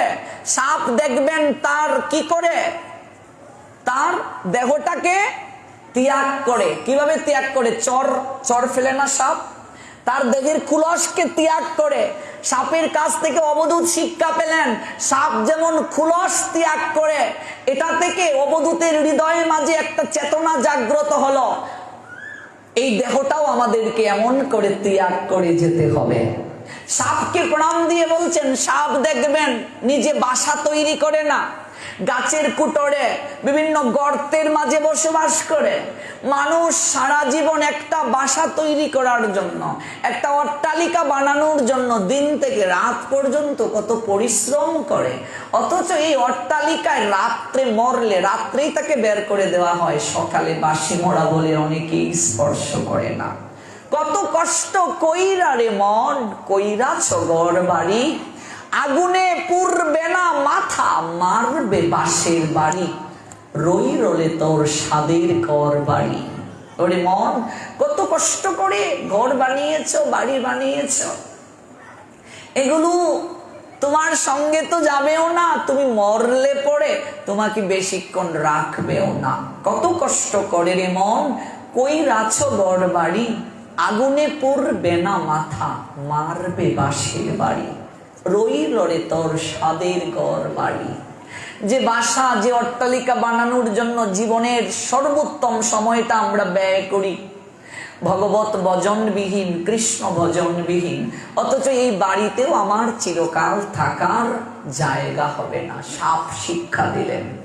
এই সাপ বিশুদ্ধ চেতনার প্রতীক, তাই মা দুর্গা এই সর্পকে হাতে বহন করেছেন। শেষ নাগ মায়ের হাতে এই সর্প তুলে দিয়েছেন। মায়ের কত নাম্বার হাতে সাপ থাকে? নবম হাতে, 9 নাম্বার হাতে। 10 নাম্বার হাতে মায়ের অগ্নি থাকে। অগ্নি হচ্ছে জ্ঞান এবং বিদ্যার প্রতীক। অগ্নিকে ভগবান পরিশুদ্ধতার অধিকার দিয়েছেন। অগ্নি যাকে স্পর্শ করে সে পবিত্র হয়ে যায়। এই 10টা হাতে 10টা অস্ত্র মায়ের থাকে। এই 10টা অস্ত্র দ্বারা মা কাকে বধ করেন? অসুরকে বধ করেন। এই মা দুর্গা রজগুণের প্রতীক। এই মা দুর্গাই তমগুণ হয়ে, তমগুণকে আশ্রয় করে শ্যামা হয়ে ফিরে আসেন। এই যে কদিন আগে পূজা করলাম শ্যামা পূজা, মা দুর্গাই শ্যামা হয়ে ফিরে আসেন। মা কালীর পরনে বস্ত্র নাই। কখনো কি প্রশ্ন জেগেছে আপনাদের মনে, মায়ের পরনে বস্ত্র নাই কেন? অন্যান্য ধর্মের মানুষেরা আমাদেরকে প্রশ্ন করে, কিরে তোরা নগ্ন পূজা করিস প্রতিমা? আমরা উত্তর দিতে পারি না, মা কালীর পরনে শাড়ি নাই কেন? মাকে দিগম্বরী বলা হয়।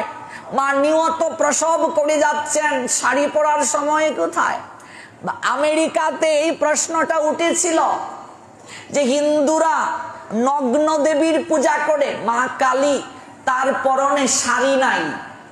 এই প্রশ্নটা ডাক্তার মহানামব্রত ব্রহ্মচারীকে করেছিলেন। নাম শুনেছেন ডাক্তার মহানামব্রত ব্রহ্মচারী, যিনি আমেরিকায় ভাষণ দিতে গিয়েছিলেন। স্বামী বিবেকানন্দ তো প্রথমে গেলেন 1893-তে, তারপর ডাক্তার মহানামব্রত ব্রহ্মচারী আমেরিকায় বিশ্ব ধর্ম সম্মেলনে আমাদের সনাতনীদের পক্ষে গিয়েছিলেন। যিনি মহা নামের মহানায়ক ডাক্তার মহানামব্রত ব্রহ্মচারী পিএইচডি করেছিলেন। সেই মহানামব্রত ব্রহ্মচারীকেও প্রশ্নটা করা হয়েছিল, মা কালীর পরনে শাড়ি নেই কেন? মা কালীকে আমরা এই রূপে কেন পূজা করি? দেখুন, সেদিন আমরা আলোচনা করেছিলাম, পৃথিবীতে যদি কোনো অসাম্প্রদায়িক শব্দ থাকে, আমরা শুধু বলি অসাম্প্রদায়িক অসাম্প্রদায়িক, আমরা সব ক্ষেত্রেই সাম্প্রদায়িক। পৃথিবীতে যদি কোনো অসাম্প্রদায়িক শব্দ থাকে, দুটো শব্দ, একটা হচ্ছে মা আর একটা হচ্ছে বাবা। মায়ের কোনো সম্প্রদায় হয় না, হয় বাবার কোনো সম্প্রদায় হয় না। মা আর বাবাই কেবল অসাম্প্রদায়িক শব্দ, আর বাকি সব ক্ষেত্রে সাম্প্রদায়িকতা আছে। মা এমন একটা চেতনা, মা এমন একটা মমতার আধার যেখানে কোনো সম্প্রদায় নাই। প্রত্যেকটা সম্প্রদায়ের লোক, প্রত্যেকটা পশু পাখি, প্রত্যেকটার ক্ষেত্রে মায়ের মমতা অতুলনীয়। মা সন্তানের জন্য সবকিছু করতে পারে, নিজের জীবনকে পর্যন্ত বিসর্জন দিয়ে দিতে পারে। মা কালীর পরনে শাড়ি নেই কেন? ভালো করে আজকে জেনে যান। মা কালী, তার এই রূপ কেন? পার্বতী থেকে তিনি শ্যামা কেন হলেন? উগ্র রূপ কেন হলেন? দুটো শিক্ষা দেওয়ার জন্য। একটা শিক্ষা নারী সরস্বতী, নারী লক্ষ্মী। কিন্তু সব সময় যদি সরস্বতী হয়ে থাকো, লক্ষ্মী হয়ে থাকো, এই সমাজের মানুষ তোমাকে চিবিয়ে চিবিয়ে খাবে। রাস্তায় গিয়েছো, একজন তোমাকে ইফটিজিং করছে, তুমি যদি মনে করো আমি লক্ষ্মী হয়ে থাকি, কোনো কথা বলবো না, আমার অধিকারে আমি অধিকারের জন্য সচেতন হব না, আমি সরস্বতী হয়ে থাকবো, তাহলে তো তোমাকে খুবলে খুবলে শকুনেরা খাবে। মা দেখাচ্ছেন, দেখো যেমন সরস্বতী হয়ে থাকবে, যেমন লক্ষ্মী হয়ে থাকবে, এটা তোমার ভূষণ, কিন্তু মাঝে মাঝে তোমাকে উগ্র চণ্ডীও হতে হবে।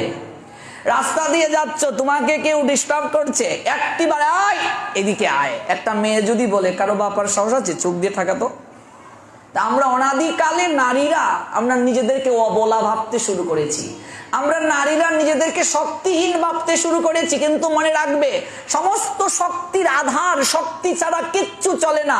এই যে কথা বলছি, এটাও শক্তি, শক্তি ছাড়া চলতো না, শক্তি ছাড়া বংশ বিস্তার হতো না, সূর্য যদি না থাকতো কিচ্ছু হতো না, খাদ্যদ্রব্য উৎপাদিত হতো না, সূর্য না উঠলে, সূর্য না থাকলে মানুষের বংশ বিস্তার হতো না, আমার জন্ম হতো না, আপনার জন্ম হতো না, কিচ্ছু হতো না।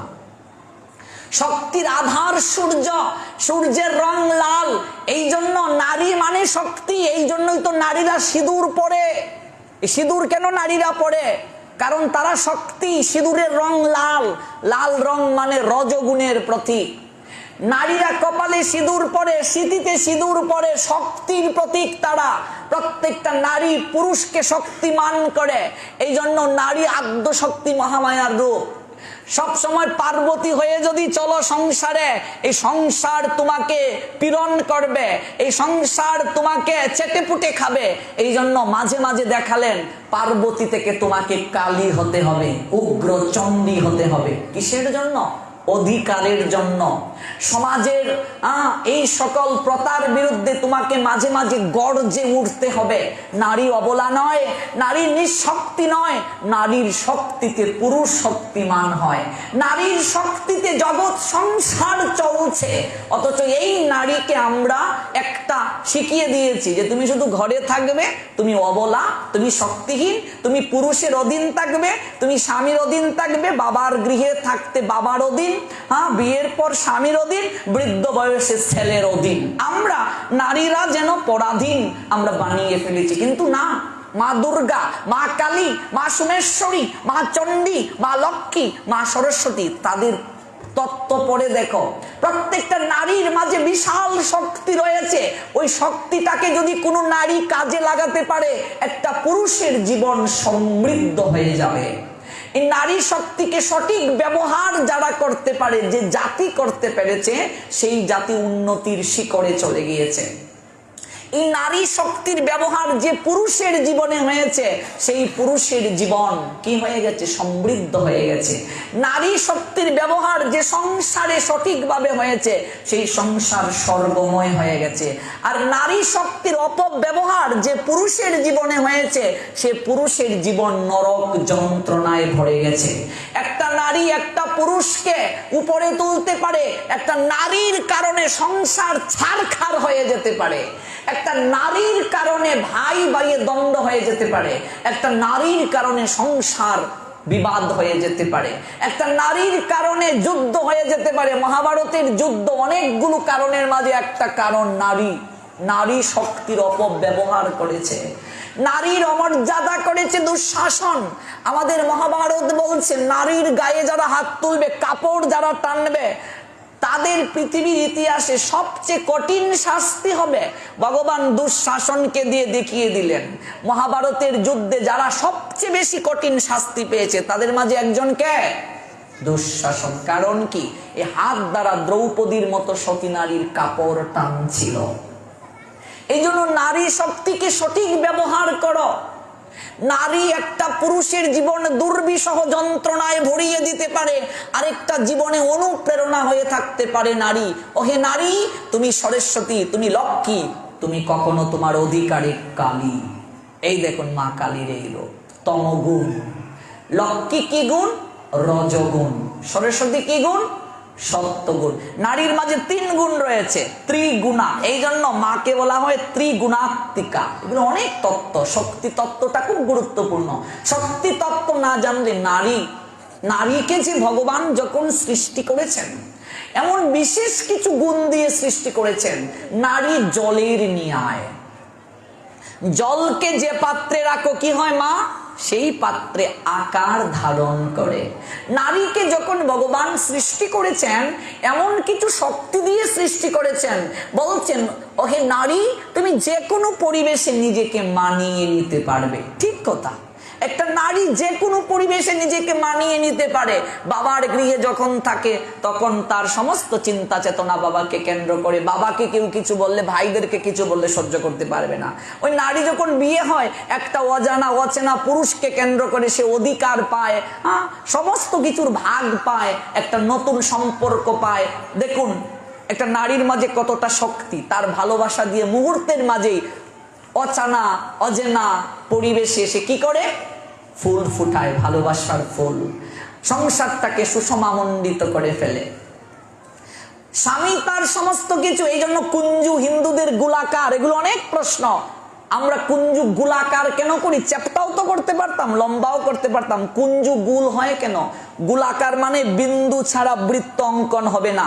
স্বামী মাঝখানে বসেছে, স্ত্রী বৃত্তাকারে ঘুরছে। বিন্দু বিন্দু স্বামী, আর এই যে স্ত্রী ঘুরছে 7 পাক, মালা দিচ্ছে, মানে বুঝাচ্ছে আজ থেকে এই স্বামী বিন্দুকে কেন্দ্র করে তোমার জীবন আবর্তিত হবে। স্বামীর যদি তোমার জীবনে না থাকে তুমি মূল্যহীন।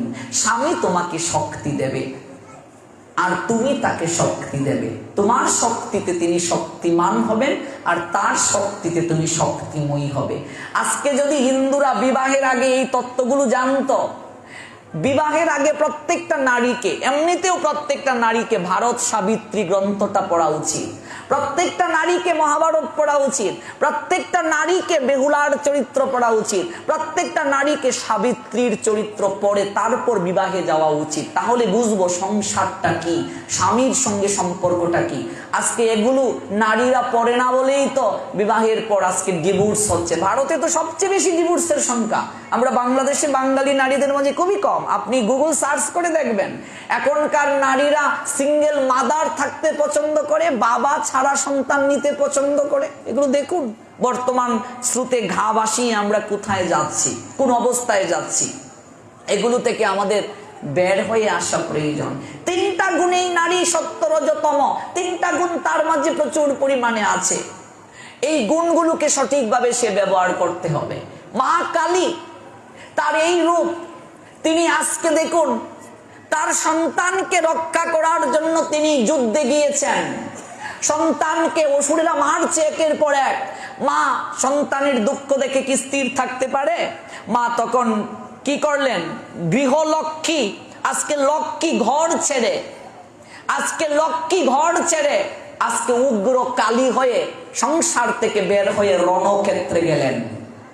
শিক্ষা নাও। শুধু কালী পূজায় এসে প্রণাম দেই, দুর্গা পূজায় গিয়ে প্রণাম দেই, তত্ত্ব বুঝি না। ওই কালী তুমি, ওই দুর্গাই তুমি, ওই লক্ষ্মী তুমি, ওই সরস্বতী তুমি। তোমাকে দিয়ে এই তত্ত্ব, তুমি নারী, তোমাকে দিয়ে এই তত্ত্ব। আমরা কালীকে গিয়ে প্রণাম দেই, কিচ্ছু বুঝি না। একটা নারী সংসারে থাকবে, সে রণক্ষেত্রে কেন যাবে? একটা নারী সংসার সামলাবে, সে কখন যুদ্ধক্ষেত্রে যায়? পরিস্থিতি কখন খারাপ হলে, কতটুকু খারাপ হলে একটা নারী সংসার ছেড়ে যুদ্ধে যায়? ভেবেছেন কখনো? অনুভবে এনেছেন? সংসার ছেড়ে একটা নারী কখন যুদ্ধের ময়দানে যায়? সন্তানের প্রতি মায়ের মমতা দেখো। সন্তান যখন ধুলি মেখে আসে, মা তখন সন্তানকে বলে না তুমি ধুলুবালি পরিষ্কার করে আসো, তারপর কুলে নেব বলে মা তখন সন্তানকে কুলে তুলে নেয়। মা শারদা বলছিলেন, ওরে আমি সতেরও মা, আমি অসতেরও মা, আমি সতের মা, অসতের মা। আমার সন্তান যদি ধুলাবালি মেখে আসে, আমি মা, আমারই তো উচিত তাকে কুলে নিয়ে ধুলাবালি কাদা পরিষ্কার করা। আমি যে মা, আমি মা হই রে। আজকে একটা মা কখন সংসার ছেড়ে যায়? সন্তান এইভাবে যখন বিপদগ্রস্ত একের পর এক মুন্ডুক পাচ্ছে অসুরেরা, মা তখন আর স্থির থাকতে পারলেন না। সংসার থেকে মা পার্বতী কালী রূপ ধারণ করে, এই দেখো এই জায়গায় মাঝে মাঝে তোমাকে একটা নারীকে এই রূপ ধরতে হবে, এই রূপটাও প্রদর্শন করতে হবে। সংসার ছেড়ে মা গেলেন রণক্ষেত্রে। এবার সন্তানকে বাঁচাতে মা যুদ্ধ করছেন। যুদ্ধ করতে করতে মায়ের কাপড় খুলে গিয়েছে। মায়ের কাপড় পরবেন সেই দিকে মায়ের খেয়াল নাই, তথাপি মা তার সন্তানকে রক্ষা করে যাচ্ছেন। এই জন্যই তো তাকে মা বলে। সন্তানকে রক্ষা করতে করতে মায়ের বসন খুলে গিয়েছে, কাপড় খুলে গিয়েছে, মায়ের সেই দিকে খেয়াল নেই। ওরে সন্তান আমার প্রাণ হয়ে রে, একের পর এক অসুরের মুন্ড কাটছেন, রক্ত বীজ। অসুরটা কেমন ছিল? রক্ত যে জায়গায় পড়বে সেই জায়গা থেকে আরেকটা অসুরের জন্ম নেবে। জিহ্বা দ্বারা রক্ত চুষে নিচ্ছেন আর একটা একটা করে মুন্ড কুপাচ্ছেন আর সন্তানকে আঁকড়ে ধরেছেন। মায়ের কাপড় খুলে গিয়েছে, মায়ের সেই দিকে খেয়াল নেই। দেখাচ্ছেন মা কালী একটা মা কতটা সন্তানের জন্য উৎসর্গ করতে পারে। এই জন্যই তো আমরা এসে তার চরণে ফুল দেই, তুমি মা। এই জন্যই তো নারীকে আমরা এতটা সম্মান করি। দেখো মা, মা কাকে বলে? নিজের কাপড় খুলে গিয়েছে, মায়ের সেই দিকে খেয়াল নেই। সন্তান যখন বিপদে থাকে, সন্তান দুর্ঘটনায় অ্যাক্সিডেন্ট হয়েছে, মা কোন কাপড় পরেছে খেয়াল থাকে? দৌড়ে যায় সন্তানের জন্য হাসপাতালে, কাপড় ঠিক আছে কি নেই সেই দিকে মায়ের খেয়াল নেই। এই জন্য তাকে মা বলে। মা কালীর কাপড় খুলে গেছে, সেই দিকে খেয়াল নেই। কাপড় পরার সময় নাই সন্তানকে বাঁচানোর জন্য। এই রূপে সনাতনী হিন্দু সমাজের লোক মা কালীকে পূজা করে জগৎ জীবকে দেখানোর জন্য। দেখো দেখো সংসারী জীব একজন মা সন্তানের জীবনে কতটা ত্যাগ করতে পারে। জয় জয় শ্রী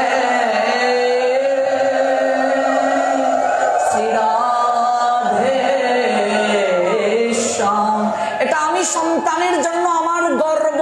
এবার প্রশ্ন আসতে পারে, মায়ের না সময় নেই বস্ত্র পরিধান করার, তাহলে আমরা সন্তানেরা তো ইচ্ছে করলে মাকে বস্ত্র পরিয়ে দিতে পারি। অবশ্যই মা কালী বস্ত্র পরিধান করেও পুজো হয়, কিন্তু এই তত্ত্বটা হচ্ছে এই তত্ত্ব যে মা রণক্ষেত্রে যখন গেলেন, রণক্ষেত্রে গিয়ে বস্ত্র পরিধান করার সময় নেই, সন্তানকে রক্ষা করতে গিয়ে বস্ত্র খুলে গিয়েছে, সেই দিকে মায়ের খেয়াল নেই, সন্তানকে তিনি রক্ষা করে যাচ্ছেন। মায়ের নাম দিগম্বরী, সব দিক থেকে মা আছেন, সব দিকে শক্তি আছে। শক্তি ব্যতীত মানব জীবন এই জগৎ সংসার স্থবির নিশ্চল। এই জন্য মায়ের আবার কাপড় কিসের? মা তো শক্তিময়ী, মা তো জগৎ জননী, মা তো শক্তির পরাকাষ্ঠা রূপিণী। এই জন্য মা আজ সন্তান ভালোবাসায়, মমত্বে, সন্তানের প্রতি প্রীতিতে, অনুরাগে, স্নেহে তিনি সব দিক থেকে সমৃদ্ধশালী। এই জন্য মা আমাদের পূজনীয়া। এই জন্য মা সন্তানের সমস্ত অনুরাগ পাওয়ার যোগ্যা। এই জন্য মাকে সর্বোত্তম স্থান দিয়েছে আমাদের সনাতন শাস্ত্র। এই মা পার্বতীরই একটা রূপ। এই রূপ হচ্ছে রণক্ষেত্রে নিজের অধিকার আদায়ের রূপ। এই রূপ হচ্ছে অসুরের ক্ষেত্রে মায়ের ভয়ার্ত এক তমগুণের একটা চূড়ান্ত পরাকাষ্ঠা রূপ। আমরা শক্তি তত্ত্বটা একটু শুরু করেছিলাম, ঘড়ির কাঁটা আমাদেরকে বিদায়ের ঘন্টা বাজাচ্ছে। কাজেই আমরা মূল যে প্রসঙ্গে ছিলাম সেই প্রসঙ্গটা হচ্ছে সুভদ্রার প্রসঙ্গ। আমরা আগামীকাল সেই জায়গা থেকে শ্রবণ করব। আজ যে জায়গায় বিশ্রাম টানছি। জয় জয় নিতাই গৌর সীতানাথ প্রেমানন্দে হরি হরি বলো মন। জয় জয়